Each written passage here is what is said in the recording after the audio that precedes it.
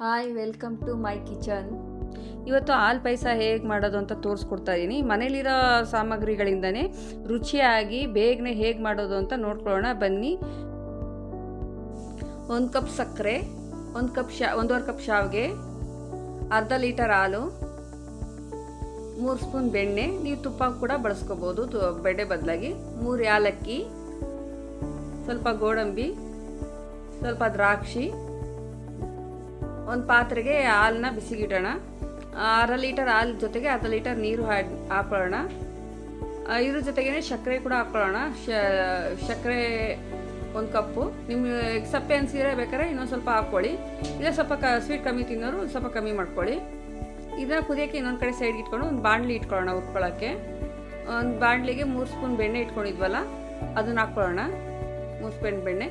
ನೀವು ಇಲ್ಲಿ ತುಪ್ಪ ಹಾಕ್ಕೋಬೋದು. ತುಪ್ಪ ಬೆಣ್ಣೆ ಏನೂ ಇಲ್ಲ ಅನ್ನೋರು 1 ಸ್ಪೂನ್ ಎಣ್ಣೆ ಕೂಡ ಹಾಕ್ಕೋಬೋದು. ಎಣ್ಣೆ ಹಾಕ್ಕೊಂಡ್ರೆ ಸ್ವಲ್ಪ ಟೇಸ್ಟ್ ಕಮ್ಮಿ ಆಗುತ್ತೆ ಅನ್ನೋದು ಬಿಟ್ಟರೆ ಪಾಯಸ ಆಗುತ್ತೆ, ಚೆನ್ನಾಗೇ ಇರುತ್ತೆ. ಬಟ್ ಸ್ವಲ್ಪ ಟೇಸ್ಟ್ ಕಮ್ಮಿ, ರುಚಿ ಕಮ್ಮಿ ಇರುತ್ತೆ.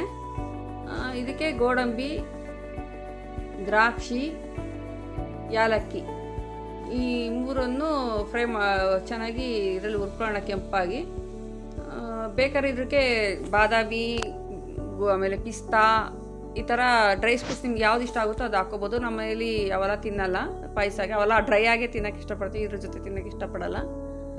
ಅದರಿಂದ ನಾನು ಬರೀ ಇಷ್ಟು ಮಾತ್ರ ಹಾಕ್ಕೊತಾ ಇದ್ದೀನಿ.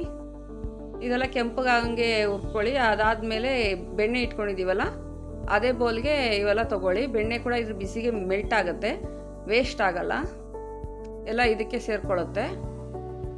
ಪೂರ್ತಿ ತೊಗೊಂಡು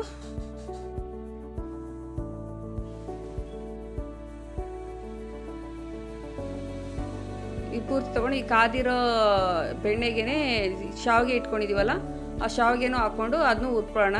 ಕೆಂಪಗೆ ಬರೋಗಂಟ ಹುರ್ಕೊಳ್ಳೋಣ. ಕೈ ಬಿಡಬೇಡಿ, ಸೀದೋದ್ರೆ ಚೆನ್ನಾಗಿರಲ್ಲ. ಕೆಂಪಗಾಗಂಗೆ ಹುರ್ಕೊಂಡು ಸಪ್ರೇಟಾಗಿ ತಕ್ಕೊಳ್ಳಿ. ಈಗ ಹಾಲು ಏನು ನಾವು ಸಪ್ರೇಟಾಗಿ ಬಿಸಿಗೆ ಇಟ್ಟಿದ್ವು ಅದನ್ನೇ ಇಲ್ಲಿಗೆ ತೊಗೊಳ್ಳೋಣ. ಬಿಸಿ ಆಗಿರುತ್ತೆ, ಇನ್ನೊಂದು ಸ್ವಲ್ಪ ಚೆನ್ನಾಗಿ ಕುದಿಬಿಡಲಿ. ಸೊ ಇದು ಏನು ಆ ಕಡೆ ಈ ಕಡೆ ಎರಡು ಕಡೆನೂ ಒಂದು ಕಡೆ ಹಾಲು ಬಿಸಿಗೆ ಇಟ್ಕೊಂಡು ಇನ್ನೊಂದು ಕಡೆ ಎಲ್ಲ ಹುರ್ಕೊಳ್ಳೋದ್ರಿಂದ ಟೈಮ್ ಸೇವ್ ಆಗುತ್ತೆ. ಹೊರಗಡೆ ಎಲ್ಲರೂ ಹೋಗಬೇಕು ಅನ್ನೋರಿಗೆ, ಜಲ್ದಿ ಮಾಡಬೇಕಪ್ಪ ಅನ್ನೋರಿಗೆ ಇದು ಹೆಲ್ಪ್ ಆಗುತ್ತೆ. ಆಮೇಲೆ ಮನೇಲಿ ಹಬ್ಬಗಳಲ್ಲಿ ಈ ಥರ ಮಾಡ್ಕೊಳ್ಳೋದ್ರಿಂದ ಜಲ್ದಿ ಆಗುತ್ತೆ, ಬೇರೆ ಕೆಲಸಗಳಿಗೂ ಟೈಮ್ ಸೇವ್ ಆಗುತ್ತೆ. ಹಾಲು ಚೆನ್ನಾಗಿ ಕುದೀತಾ ಇದೆ. ಈಗ ಶಾವಿಗೆ ಇಟ್ಟಿದ್ವಲ್ಲ ಅದನ್ನ ಹಾಕ್ಕೊಳ್ಳೋಣ. ಹಾಕ್ಕೊಂಡು ಚೆನ್ನಾಗಿ ತಿರುಗಿಸ್ಕೊಳ್ಳೋಣ, ಇಲ್ಲಾಂದರೆ ಗಂಟಾಗ್ಬಿಡುತ್ತೆ ತಿರುಗಿಸ್ಕೊಳ್ಳಿಲ್ಲ ಅಂದರೆ. ಚೆನ್ನಾಗಿ ಕುದಿಯ ಬರೋವರೆಗೂ ತಿರುಗಿಸ್ಕೊಳ್ಳಿ. ಒಂದು 5 ನಿಮಿಷನಾರು ಹಾಲಲ್ಲಿ ಬೇಯಲಿ. ಆಮೇಲೆ ಇದು ನನ್ನದು ಫಸ್ಟ್ ವಿಡಿಯೋ ಆಗಿರೋದ್ರಿಂದ ಹಾಲು ಪಾಯಸ ಜೊತೆನೇ ಸ್ಟಾರ್ಟ್ ಮಾಡೋಣ ಅಂದ್ಬಿಟ್ಟು ಮಾಡ್ತಾಯಿದ್ದೀನಿ. ಸೊ ಎಲ್ಲರೂ ಸಪೋರ್ಟ್ ಮಾಡ್ತೀರಾ ಅಂತ ಅಂದ್ಕೊಂಡಿದ್ದೀನಿ. ಎಲ್ಲರೂ ಸಪೋರ್ಟ್ ಮಾಡಿ, ಆಮೇಲೆ ಮನೇಲಿ ಇದನ್ನು ಮಾಡಿಬಿಟ್ಟು ಹೇಗಿದೆ ಅಂತ ಟೇಸ್ಟ್ ಮಾಡಿ ಕಮೆಂಟಲ್ಲಿ ಹೇಳಿ. ಎಲ್ಲರೂ ಸಬ್ಸ್ಕ್ರೈಬ್ ಮಾಡೋದು ಮರಿಬೇಡಿ. ಒಂದು ಲೈಕ್ ಕೊಡಿ. ನೀವು ಕೊಡೋ ಲೈಕಿಂದ ನಮಗೆ ಮತ್ತೆ ವಿಡಿಯೋ ಮಾಡೋದಕ್ಕೆ ಖುಷಿ ಆಗುತ್ತೆ. ನೋಡಿ ಚೆನ್ನಾಗಿ ಕುದೀತಾ ಇದೆ. ಈ ಟೈಮಲ್ಲಿ ನಾವು ಹುರ್ಕೊಂಡಿರೋ ಗೋಡಂಬಿ, ದ್ರಾಕ್ಷಿ, ಏಲಕ್ಕಿ ಹಾಕಿ, ಏಲಕ್ಕಿ ಪೌಡರ್ ಹಾಕೋರು ಈ ಟೈಮಲ್ಲಿ ಏಲಕ್ಕಿ ಪೌಡ್ರ್ ಯೂಸ್ ಮಾಡ್ಕೊಳ್ಳಿ. ಇಲ್ಲ ನಾವು ರೌಂಡಾಗಿ ಏಲಕ್ಕಿ ಹಾಕ್ತೀವಿ ಅನ್ನೋರು ಅದ್ರ ಜೊತೆ ತುಪ್ಪದಲ್ಲಿ ಹುರ್ಕೊಂಡ್ರೆ ಚೆನ್ನಾಗಿರುತ್ತೆ ರುಚಿಯಾಗಿ. ಚೆನ್ನಾಗಿ ಒಂದು 5-6 ನಿಮಿಷ ಚೆನ್ನಾಗಿ ಕುದಿಯೋಕ್ಕೆ ಬಿಡೋಣ.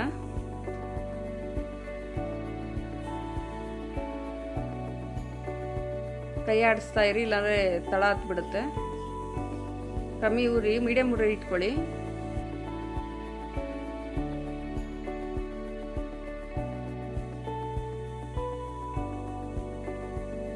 ಈಗ ಆಗಿದೆ. ಗ್ಯಾಸ್ ಆಫ್ ಮಾಡಿಬಿಟ್ಟು ಒಂದು ತಟ್ಟೆ ಮುಚ್ಚಿಟ್ಬಿಡೋಣ. ನೋಡಿ 5 ನಿಮಿಷ ಆದಮೇಲೆ ಶಾವಿಗೆ ಪಾಯಸ ರೆಡಿ ಆಗಿದೆ. ಇದನ್ನು ಒಂದು ಬಟ್ಲಿಗೆ ಸರ್ವ್ ಮಾಡಿ. ಬಿಸಿ ಇದೆ. ಬಿಸಿ ಇದ್ದಾಗಲೇ ಟೇಸ್ಟ್ ಮಾಡಿ. ಚೆನ್ನಾಗಿ ಬೆಂದಿದೆ ನೋಡಿ, ಬಿಸಿ ಆಗಿದೆ. ಇದನ್ನು ಒಂದು ಬೌಲಿಗೆ ಶಿಫ್ಟ್ ಮಾಡಿ ಎಲ್ಲರಿಗೂ ಟೇಸ್ಟ್ ಮಾಡೋಕ್ಕೆ ಕೊಡಿ. ಹೇಗಿದೆ ಅಂತ ಕಮೆಂಟ್ ಮಾಡಿ, ಸಬ್ಸ್ಕ್ರೈಬ್ ಮಾಡಿ, ಲೈಕ್ ಕೊಡಿ.